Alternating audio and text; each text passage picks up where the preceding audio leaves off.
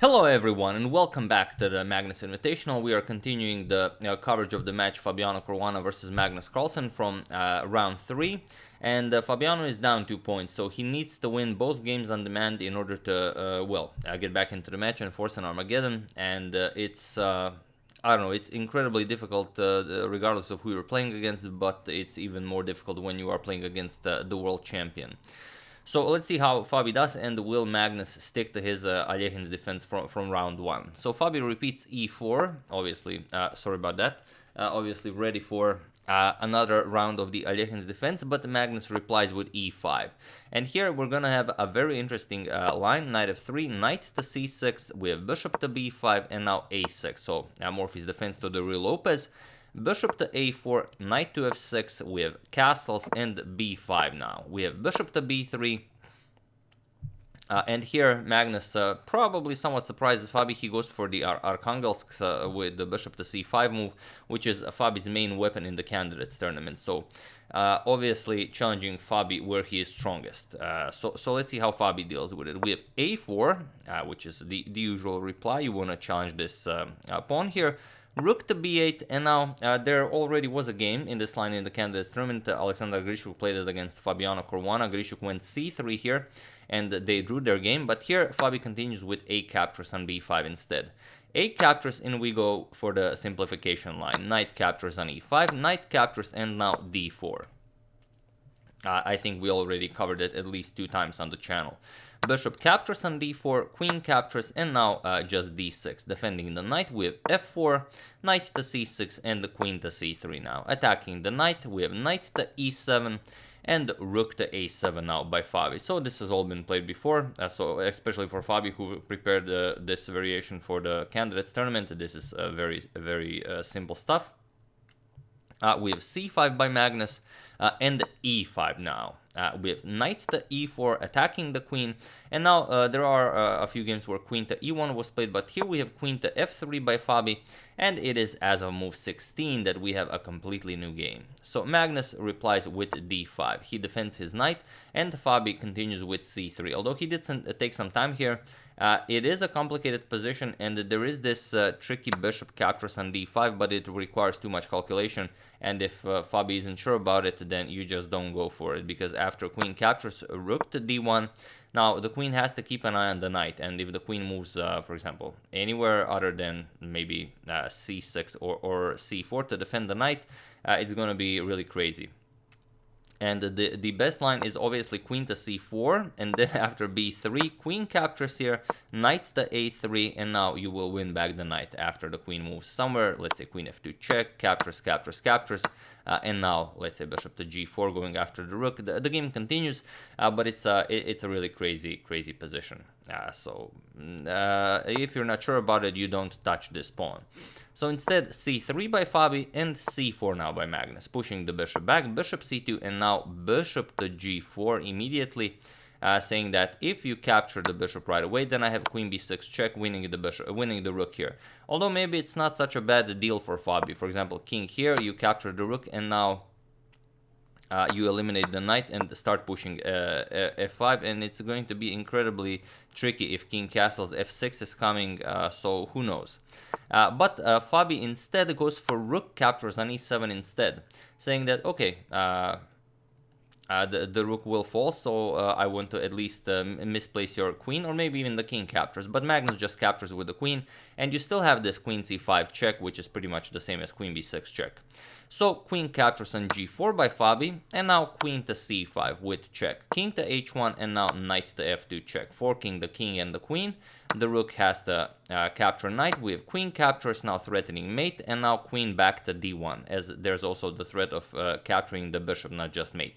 So queen d1, covering both, and now Magnus just castles. And we have this really weird position where Magnus has 2 rooks against 2 bishops and a knight. So bishop to d2, Fabi has to figure out how to get all of his pieces into the game, and now d4.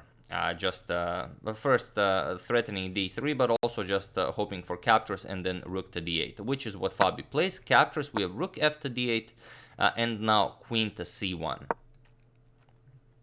as you can't really go for something like bishop to c3 to keep an eye on the pawn, because b4 and then just bishop moves wherever you capture this pawn with the rook and so on. So instead, after this, we have queen to c1 and now just b4, continuing to push. We have bishop to e3 now, attacking the queen while defending the pawn, and now just queen to e2. So still Fabi needs to figure out how to get his pieces into the game. Bishop back to g1, and now comes c3 by Magnus. Very interesting, a pawn sacrifice, but it will make it somewhat difficult for him to defend both the bishop and the queen here once the rook comes to c8. So b captures, we have b captures, knight captures, and now we have queen to c4. Now preparing to bring the rook into the game and hopefully win some material. Knight back to d1, and now rook b to c8. Now threatening just to win material, so you have to go for knight to e3, but then you no longer guard the d4 pawn. So now Magnus captures it, and here we have queen to f1, just getting the queen out of the way, hoping to start finally getting the pieces to some optimal squares. We have queen to d2, now just threatening to win with rook captures on c2.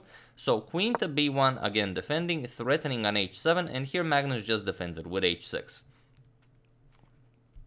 Which gives Fabi a moment to also create some breathing room for his own king, as there are some back rank issues here.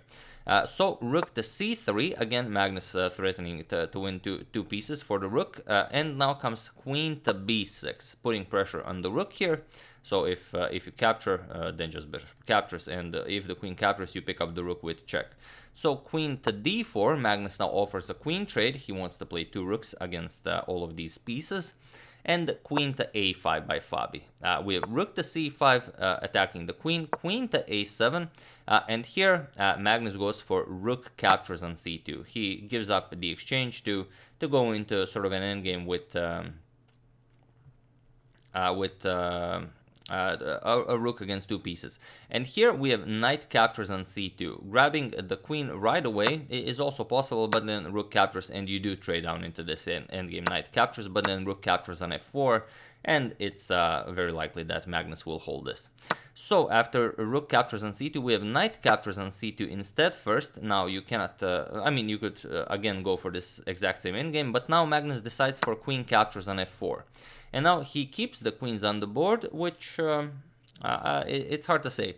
White is better with the bishop and the knight. However, if you can't consolidate and start moving your pieces forward, you're not really better. So knight to d4, now with the idea that if queen captures on e5, you have a tactic here, just winning the material. So after knight d4, queen e4 by Magnus, and now comes queen to b6. We have a rook to d5 going after the e5 pawn now, and now knight f3 defending. We have rook to d3, now threatening the just rook captures on f3, which pretty much ensures black a perpetual, as Magnus only needs a draw to win the match now, since he's leading by a 2-point margin. So queen to b8 with check, king to h7, and now queen back to b1, not allowing this capture as the queen would hang. So here Magnus goes for rook to e3, and rook to e3 is the one moment where he allows Fabi to take initiative in this game, probably grab a winning advantage. Here Magnus just wants to trade queens, but there is a move that he missed, so feel free to pause the video and try to find this idea for Fabi while I give you a couple of seconds. So for those of you who were able to do it, congratulations on spotting that the rook is under attack, but also the f7 pawn is undefended. So here, had queen a2 been played, then Magnus is in a really bad position. His rook is still under attack, and also now the pawn here. So you cannot defend both, you have to do something, rook e2, and then just queen captures here. And now you have a passed pawn, and it's going to be very hard to defend this. And on the other hand, after queen a2, you don't have rook captures on f3 now, because after this, a queen can just block, and nothing really going on here. So this was a great moment for Fabi. However, Fabi missed it. Fabi went for queen to f1, and now just rook back to d3 for Magnus. We have bishop to f2, and now rook to b3, preparing rook to b1 to hopefully win some material here. So king h2, but now rook to b1. Again with the attack on the queen, queen a6, and now rook to b2. Attacking the bishop here, we have queen to a7, defending the bishop, and now queen f4 check. We have king to h1 and now queen to c1, again with check, and here bishop to g1, blocking this way, and now queen c2, threatening checkmate here. So luckily for Fabi, there's knight to h4 to defend the mate, and now queen e4, again going after the pawn here. Queen to e7, defending, not interested in trading pawn for pawn, and now comes rook to b7. Now Magnus gets his rook back into the defense of the f7 pawn. We have queen to d8, and now comes rook to b3. If you capture here, then you allow this queen to d3 check, although it doesn't really do anything. So here Magnus instead just goes rook to b3, and now we have knight back to f3, guarding the e5 pawn. We have rook captures on f3 by Magnus, and now the queen is a bit too far to help out with the defense. G captures, we have queen captures, and now king to h2. And now Magnus played queen f4 check, king g2, we have queen to e4 check, king f1, queen to f3 check, we have bishop to f2 blocking, and now queen captures on h3 with check.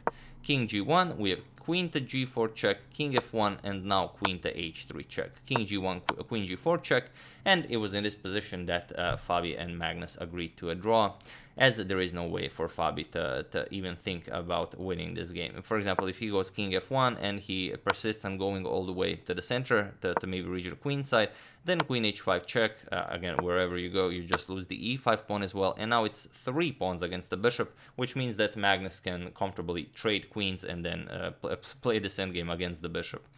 So of course Fabi didn't go for that. After queen to g4 check, they agreed to a draw, which means that after 3 games, Magnus wins the match, but game 4 will also be played, as it is required for additional criteria for when the tournament ends, on deciding, tie breaks and stuff. So yeah, that's game 3 of the match, Fabi versus Magnus. I do hope you enjoyed it. I would like to thank Gavin Crook, Joel Abram, Boholin Market, Bara Katsir, and Seth Yarborough for your contribution to my channel. Thank you a lot, I really appreciate it. As usual, you can check 2 of my previous videos here. Thank you for watching, and I will see you soon, most likely with game 4 of their match, unless it's like a total snooze fest. So thank you all, I will see you soon, and have an excellent rest of your day.